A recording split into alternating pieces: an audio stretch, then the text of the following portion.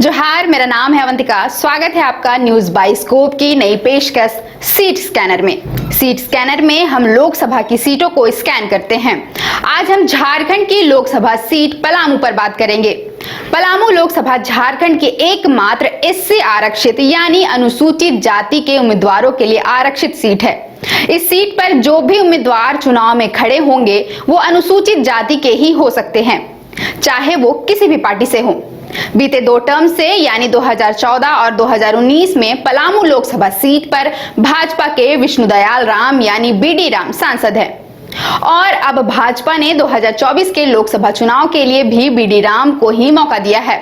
बता दें, BD Ram 1973 batch के आईपीएस ऑफिसर हैं और वो पटना के एसएसपी और झारखंड के डीजीपी भी रह चुके हैं और अपने रिटायरमेंट के बाद उन्होंने राजनीति में कदम रखा और भाजपा में वो शामिल हुए।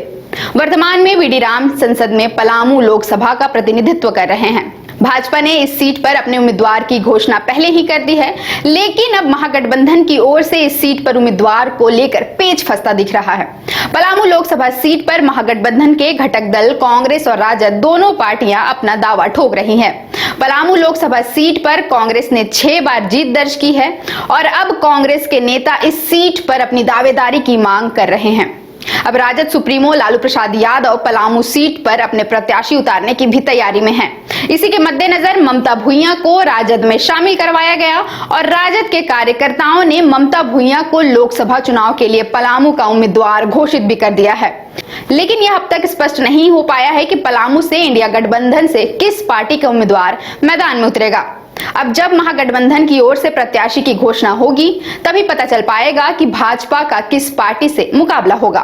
अब पलामू लोकसभा सीट की वर्तमान राजनीतिक स्थिति की बात करें तो पलामू लोकसभा में विधानसभा की 6 सीटें हैं, जिसमें डाल्टनगंज, विश्रामपुर, छतरपुर, हुसैनाबाद, गढ़वा और भवनाथपुर शामिल है। इन 6 सीटों में 4 पर भाजपा का कब्जा है, 1 पर एनसीपी और सिर्फ 1 सीट गढ़वा झामुमो के पास है। डाल्टनगंज में भाजपा से आलोक चौरसिया, विश्रामपुर में भाजपा के रामचंद्र चंद्रवंशी, छतरपुर में भाजपा से पुष्पा देवी, भवनाथपुर से भाजपा के भानु प्रताप शाही, हुसैनाबाद से एनसीपी के कमलेश कुमार सिंह और सिर्फ गढ़वा से झामुमो के मिथिलेश ठाकुर विधायक हैं। पलामू लोकसभा सीट के इतिहास पर नजर डालें तो 1952 में पलामू लोकसभा सीट पर चुनाव शुरू हुए। पहले चुनाव में कांग्रेस ने जीत हासिल की और गजेंद्र प्रसाद सिन्हा यहां से सांसद बने।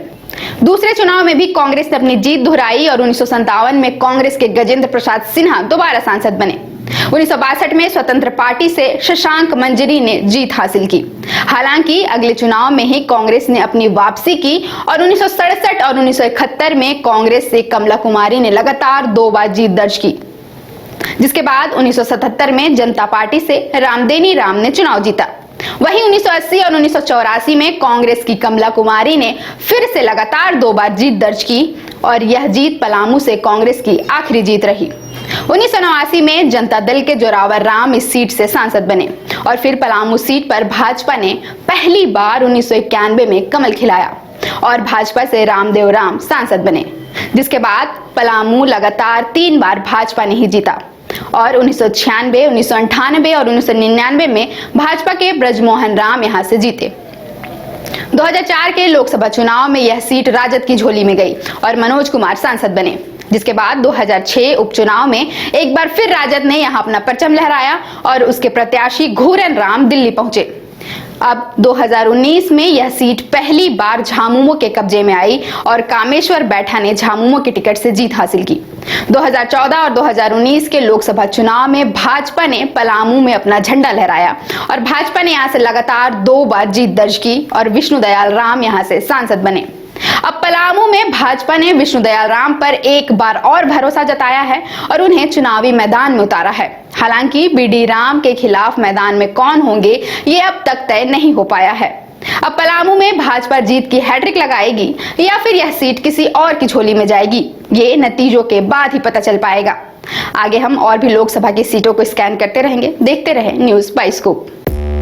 5 राज्य, 61 शहर, 150 प्रोजेक्ट और 1 वास्तु विहार। नई सोच, नया घर। बनाए रखिए अपना प्यार, सेवा में है वास्तु विहार।